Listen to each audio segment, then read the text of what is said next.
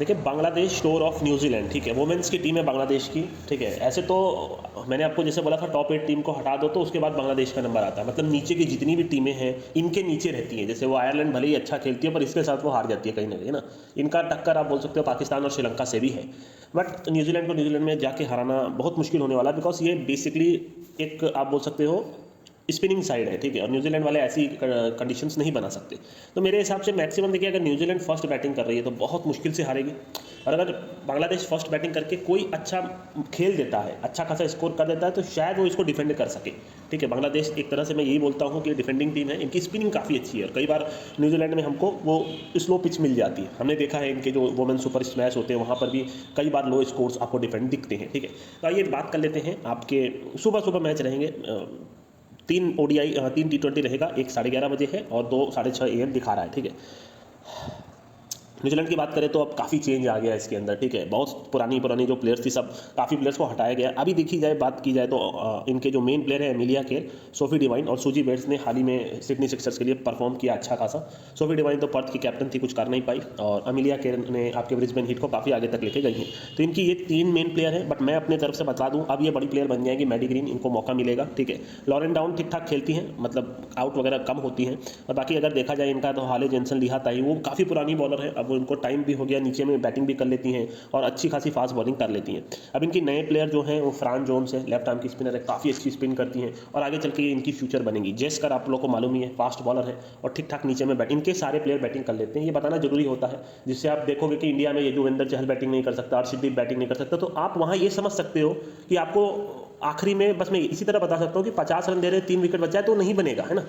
आपको समझ में आ जाना चाहिए कि इनके नीचे के प्लेयर नहीं है, पर इनके नीचे के प्लेयर एंड तक बैटिंग करते हैं, ठीक है। अब अगर बात किया जाए जॉर्जिया प्लीमर, नई यंग प्लेयर हैं, काफ़ी टाइम से इनको मौका मिल रहा है, अब देखते हैं। हालांकि ये लोग ज़्यादा मैचेस खेलते नहीं हैं। अब ये कौन है मेरे को नहीं मालूम, जेसिका मैकफेडेन मैं नहीं जानता ना, मैं पर्सनली इसको जानता हूँ, क्योंकि सुपर स्मैश वोमेन तो मैंने देखा है, मैंने कुछ प्लेयर के नाम लिखे हैं 10 प्लेयर के, हाँ भाई ये आगे आ सकते हैं, इसमें कुछ प्लेयर का नाम इसमें है जैसे फ्रैंक जोन्स वगैरह, कहीं ना कहीं जॉर्जिया प्लीमर। अब ये इसको मैं नहीं जानता कौन है जेसिका मैकफेडेन, अब वो पता चलेगा आगे चलकर। ब्रूक हॉलिडे इनकी पुरानी प्लेयर है, लेफ्टी बैट्समैन है, बहुत खास नहीं खेलती, ठीक है, इनका प्रदर्शन अच्छा नहीं रहता, वो तो बस टीम में जगह बनाई हुई है और न्यूजीलैंड वाले जल्दी निकालते नहीं किसी को। इनका थोड़ी हिटिंग कैपेबिलिटी रखती हैं, बट आज तक तो मैंने कभी इनको कुछ करते देखा नहीं, है ना, और शायद मीडियम पेसर है, ऐसा ही कुछ है। तो ओवरऑल इनकी टीम को एडन कार्लसन इनकी ऑफ स्पिनर है, काफ़ी अच्छी ऑफ स्पिनर है। इन्होंने कैस्पर स्काई करके कोई ऑफ स्पिनर थी, उसको शायद इन्होंने हटाया था, ठीक है, उसकी वजह से ही ये वर्ल्ड कप हारे थे। और पता नहीं वो अच्छी बॉलिंग करती हैं, काफ़ी फ्लाइट करती हैं, बट अब इन्होंने इसको लिया है, ये भी काफ़ी अच्छी प्लेयर है ना। एडन कार्लसन काफ़ी विकेट लेती हैं, वुमेन सुपर स्मैश में भी विकेट लिया है। तो ओवरऑल इनकी टीम को हरा पाना बहुत मुश्किल होगा। अब मैं धीरे धीरे ही वीडियो बनाऊंगा, ये नहीं सोचूंगा 3-4 मिनट, जिसको सुनना है पूरा सुन सकता है। नॉलेज अगर आपको चाहिए तो आप ले सकते हो, मेरा काम है आपको बताना, ठीक है।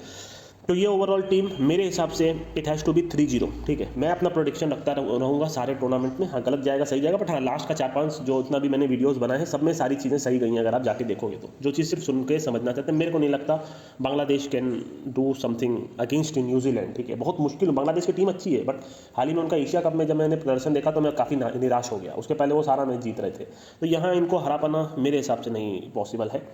गलती से अगर एक कुछ भी हो गया तो आप अगर न्यूजीलैंड के साथ रहोगे तो आपका काम हो जाएगा, बस मैं इतना बताऊंगा। चाहे कितनी भी मरी सिचुएशन हो, 100 रन भी अगर ये बनाते हैं तो इनके साथ रहिएगा, आपका काम हो जाएगा, बस उसी तरीके से मैं बता सकता हूँ, सीधी बात।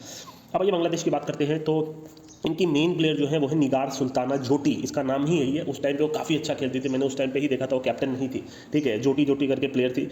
अभी इनका नाम निगार सुल्ताना जोटी है, ठीक है, ये कैप्टन है। विकेट कीपर तो पता नहीं, विकेट कीपर शायद ये तो नहीं करती हैं, चाहे जो भी हो उनके सामने लिखा हुआ है विकेट कीपर, ठीक है। तो इनकी मेन प्लेयर ये है।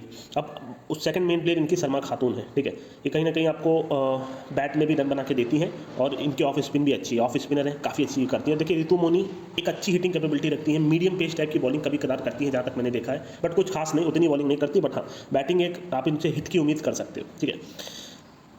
अब अगर बात किया जाए रुमाना अहमद, इनकी एक और मेन प्लेयर, ये लेग स्पिनर है और बैटिंग भी कर लेती हैं। तो कहीं ना कहीं सलमा खातून और आपकी रुमाना अहमद ये सब ठीक ठाक इनके प्लेयर हैं, काफ़ी पुराने प्लेयर हैं, अच्छा खेलते हैं। अब अगर ये सब स्टार्ट की बात किया जाए तो ये सब बहुत टाइम से हैं, ठीक है, जैसे एस अख्तर, एफ हक, ठीक है, मुर्शिदा खातून, ये सब शुरू में प्लेयर आते हैं, शुरू के 1-2 नंबर पर आते हैं और उतना तेज़ नहीं खेलते। इनका सबसे बड़ा प्रॉब्लम ये है कि बॉल डॉट करना इनको बहुत ज़्यादा आता है। अब मेरे को नहीं लगता है कुछ कर पाएंगे खास, अब वो जो होगा देखा जाएगा। मैं इनको नहीं जानता, दिलारा अख्तर को, लता मुंडन को भी मैं पर्सनली नहीं जानता हूँ, मेरे को नहीं मालूम ये कौन है, ठीक है, दिशा विश्वास को भी नहीं जानता। अब अगर इनकी बात की जाए संजीदा अख्तर मघेला, ये लेफ्ट आर्म की ऑर्थोडॉक्स स्पिनर है, काफ़ी अच्छी स्पिन करती हैं और यही मैंने बोला कि आप यहाँ से डिफरेंट बॉलर कैसे बनते हैं। इनकी सलमा खातून, रुमाना अहमद अच्छी बॉलिंग करते हैं। अब संजीदा अख्तर मघेला काफ़ी बेहतरीन बॉलिंग करती हैं, ठीक है, वो लेफ्ट आर्म की स्पिनर है और रन ही नहीं देती हैं, मतलब देखा जाए तो कहीं ना कहीं, ठीक है। इसके अलावा जहानारा आलम, इनकी फास्ट बॉलिंग है, मतलब बांग्लादेश की सबसे फास्ट बॉल यही करती हैं और कहीं जगह ये आपको खेलते हुए मिल जाएंगे, ठीक है। तो कहीं ना कहीं अच्छी फास्ट बॉलिंग है ये इनकी और यहाँ पे ये हो सकता है विकेट लेते हुए आपको मिले, ठीक है। अब नाहिदा अख्तर की बात करें तो ये भी लेफ्ट आर्म की ऑर्थोडॉक्स स्पिनर है, सेम संजीदा अख्तर की तरह। तो ये ओवरऑल इनकी जो स्पिनिंग है बहुत तगड़ी है। अब ये त्रिशाना का नाम तो मैंने सुना है, अभी हाल ही में शायद इन्होंने खेला है, और बाकी फ़हीमा खातून पर मैं पर्सनली नहीं जान रहा हूँ, इतना याद नहीं आ रहा अभी मेरे को, और एम अख्तर तो नहीं है 100%। तो ओवरऑल इनकी टीम में आपको बता दूँ कि बैटिंग में हिटिंग कैपेबिलिटी नहीं है, तो रन ही नहीं बना सकते वो, 120 से ऊपर बहुत मुश्किल से बनेगा, शायद ही कभी बनाते होंगे ये, ठीक है। अब दूसरी चीज़, इनकी स्पिन बहुत अच्छी है, तो हो सकता है न्यूजीलैंड फर्स्ट बैटिंग पे आए तो उनको कम रन पे रोक दें, बट आपको न्यूजीलैंड के साथ ही रहना है। और अगर इन्होंने पहली बैटिंग कर दी और किसी प्लेयर ने मोटा खेल दिया, जैसे निगार सुल्ताना अच्छा खेल सकती है, कुछ भी ऐसा होता है, तो अगर थोड़ी सी भी स्पिन की मदद मिली तो इनकी हालत ख़राब कर देंगे न्यूजीलैंड वालों की, बिकॉज इनकी जो स्पिन है, लेफ्ट आर्म की स्पिनर, लेग स्पिनर, इन्होंने बड़ी बड़ी टीम को रोका है। इनकी टीम अगर देखा जाए तो सिर्फ बॉलिंग के लिए ही जानी जाती है। देखिए एशिया कप की अगर मैं बात बता दूँ तो बांग्लादेश को उतनी स्पिनिंग ट्रैक मिली नहीं, इसलिए उन्होंने उतना अच्छा प्रदर्शन किया नहीं, बट अगर इनको स्पिनिंग ट्रैक के सामने ऑस्ट्रेलिया को भी भेज दिया जाए ना, तो ये ऑस्ट्रेलिया की भी हालत ख़राब कर देंगे। They are the best spinning side अभी अगर आप बोलो तो पूरे 10 या 11 टीम में। तो बस इतना ही है दोस्तों, मैं प्रेडिक्ट करता हूँ 3-0, ठीक है। वीडियो आज से मैं आराम से बनाऊंगा, चाहे 10 मिनट का बने चाहे जितना भी बने। So this is my prediction. ये आपको फैन कोड पे अभी तो नहीं दिखा रहा, हाँ कहीं ना कहीं तो आपको दिख जाएगा, हालांकि न्यूजीलैंड के बेसिक मैच आपको फैन कोड पे मिल जाए, फैन कोड पे सब मिल जाएगा आपको, फैन कोड डाउनलोड कर लीजिए और 500 कितना भी महीने साल भर का पेमेंट होता है वो कर दीजिए, ठीक है। नहीं होगा तो न्यूजीलैंड के यूट्यूब ऑफिशियल साइट में आपको ये मिल ही जाएगा, इन दोनों में कहीं एक जगह मैक्स टू मैक्स आपको मिल जाना चाहिए, ठीक है। मैं आपको बता देता हूँ, जैसे फैन कोड मैंने क्या क्या किया है, फैन कोड है इनका जो यूट्यूब चैनल है, नहीं तो आपका डिज्नी प्लस, हॉटस्टार और प्राइम वीडियो, ये सब, और सोनी लिव, ये 3-4 एप्लीकेशन की एक साथ आप पेमेंट कर दीजिए, पूरे साल भर का 500 कुछ होता है, आपको कोई टेंशन नहीं है, उतना तो आप भाई ऐसे में भी डाल ही देते हो, आपको मालूम है मैं क्या बोल रहा हूँ। तो चलिए दोस्तों अभी के लिए मैं चलता हूँ।